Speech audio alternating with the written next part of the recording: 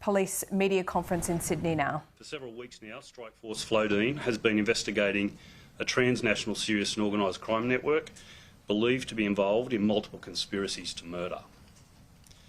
The operation involved multiple high-risk vehicle stops. From within the first vehicle, a Mitsubishi Outlander, we arrested two men aged 18 and 19.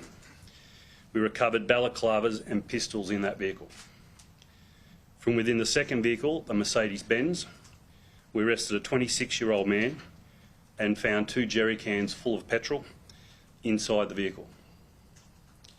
Later, we searched a third unoccupied vehicle and recovered a third firearm.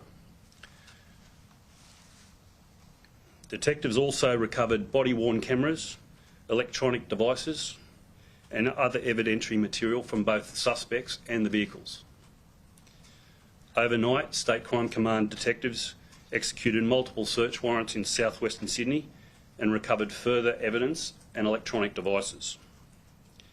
The two younger men were charged with conspiracy to murder, possess unauthorised pistol, carried in conveyance taken without consent and participate in criminal group, as well as breaching bail. The older man was charged with conspiracy to commit murder and participate in a criminal group. All three men bail refused to appear at the Bankstown local court today. We will allege in court that the men were en route to attempt to kill a man in the vicinity of a daycare centre in southwestern Sydney. The fact that this group were prepared to kill an individual in a location where so much collateral damage could have been caused is of significant concern to the New South Wales Police Force.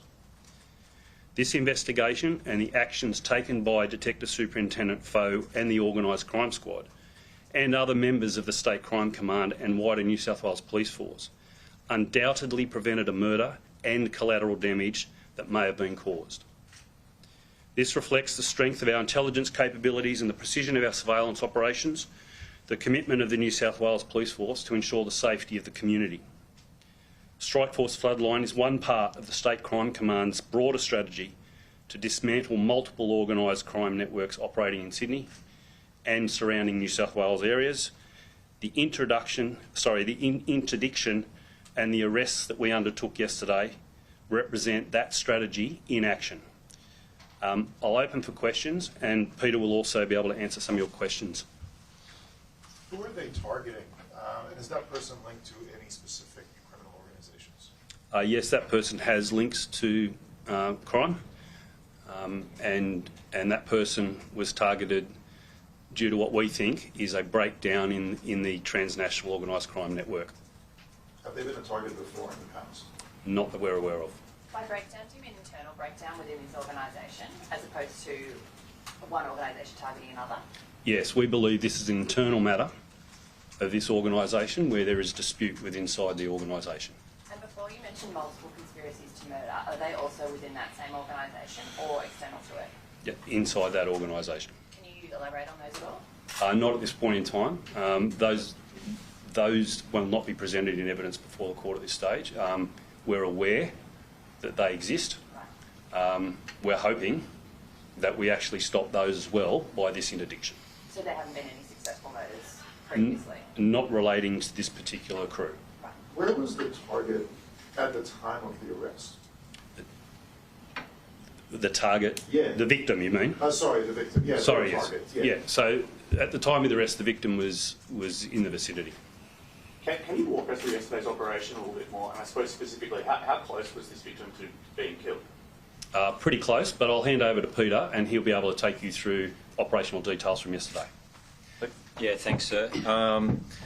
Essentially, we've been looking at and targeting a number of different organised crime networks in relation to the conflict of violence which has been occurring, with a big focus on, identifying those involved and stopping them before they occurred. And I think clearly yesterday is a good message and indication that what we're doing is right.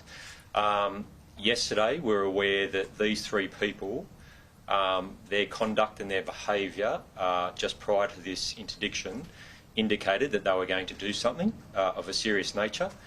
I think due to the coverage we had across these people, and I can't understate the amount of resources that we've got on this strike force, not only across the whole of State Crime Command, but a large number of assets and resources of the New South Wales Police.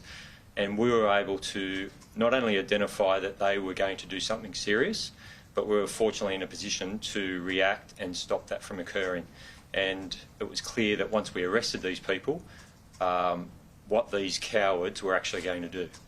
How long were you tracking them before you knew they were going to do this? Like, did you find out they were going to go out and target this person minutes before, hours before, days before? Oh, look, these people aren't the only people we're looking at, and that's a message I want to put out there. These are only 3 people, which are a part of an overall crime syndicate that we're looking at around crimes of violence. So, were we specifically looking at these people yesterday? Absolutely not. We're looking at a number of people in this strike force. But, as I said, we're fortunate that we've got the resources and the capabilities that we're across all of these people. You mentioned before there was an indication they were about to do something. What was that? Just the activity and the behaviour of these people. It was clear they were driving in the car, stolen car, cloned plates. They had balaclavas on. There was enough indicators for us to know that something was happening. How long were you following those 3 individuals, sorry? Oh, look, I don't want to answer that question in relation to the ongoing operation. Yeah. However, it was obviously long enough that we were aware that they're going to be doing something. So an extended period of time, more than a day, would you say, something like that? Oh, look, as I said, there's numerous persons of interest in this investigation. We're across all these people for an extended period of time. So if you were looking at these people for several days, you had sort of an idea that they were going to do something wrong. Why do you wait until they are driving to the potential armed balaclavas on? No, look, as I said, there's a lot of different moving parts to this investigation. There's a lot of different persons of interest. We have an extremely large amount of resources and assets around these people. Obviously, the indicator had to be there for an arrest to occur. We can't arrest and charge people based on what we think they're going to do. We have to obtain evidence against these people. We clearly obtained conclusive evidence against these people yesterday. We clearly stopped them from murdering someone, and we clearly stopped other people, innocent bystanders, from being caught up in this intended murder. How far was the location of the arrest to the daycare centre? We're not conclusively certain which daycare centre it was relevant to this intended hit, but we're aware it was around a daycare centre, so I can't answer that question. Are we talking?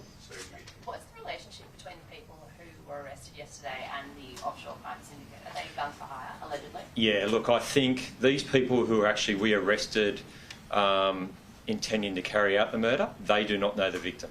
They do not have a personal relationship. Okay, that is where we leave that media conference now.